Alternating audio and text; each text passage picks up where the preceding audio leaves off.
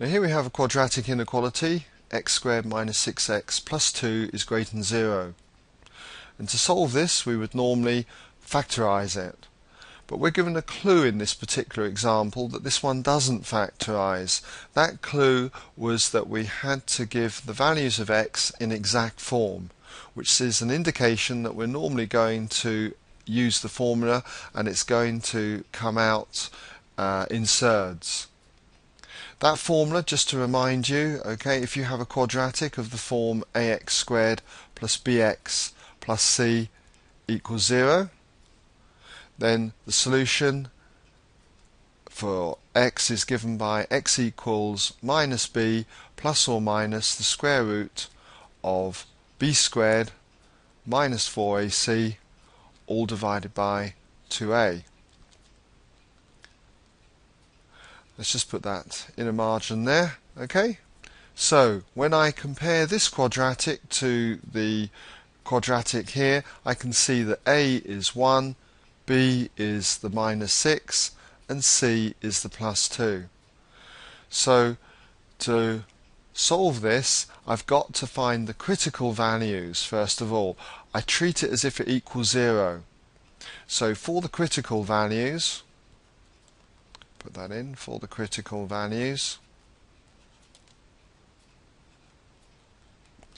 x would equal minus b, well b is minus 6, so that's going to be minus minus 6, so that's positive 6, plus or minus the square root of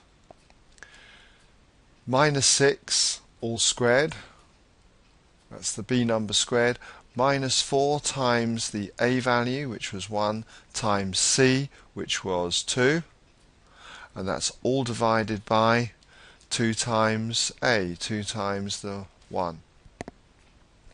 If I simplify this, I have 6 plus or minus the square root of 36, and then this is minus 8, so that's 28, the square root of 28, all divided by 2.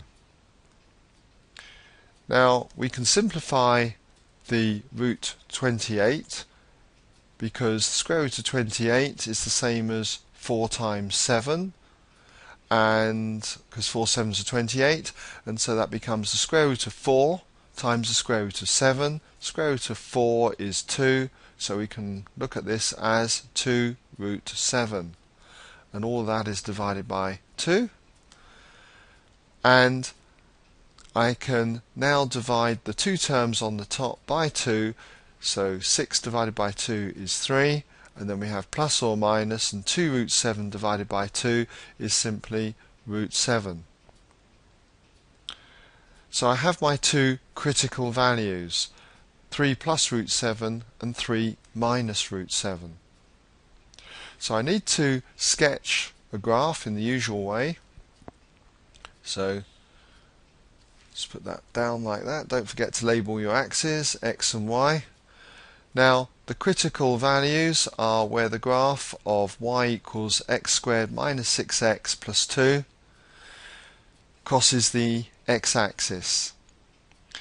And 3 plus root 7 and 3 minus root 7 are positive numbers because root 7 is 2 and a bit, so 3 plus 2 and a bit is going to be 5 and a bit, and 3 take away 2 and a bit is also going to be a positive number. So I know to just mark two values here, and those two values will be 3 minus, let's just put it just down there, 3 minus root 7, and this one here would be 3 plus root 7. So sketch this graph. It's a positive x squared term, so it's going to be a U-shaped parabola. So we've got a graph coming down through here, through that one, and then back up through that critical value there, 3 plus root 7. What are we looking for in this example? Well, it's where x squared minus 6x plus 2, the y value, is greater than 0. So y is greater than 0 when we're above the x-axis. That's on this branch down through here, and this branch up through here. So in other words, for all values of x that are less than 3 minus root 7, and for all values of x that are more than 3 plus root 7. So I can summarize this below, that I can say that from the graph x is less than 3 minus root 7, or x is more than 3 plus root 7. Okay?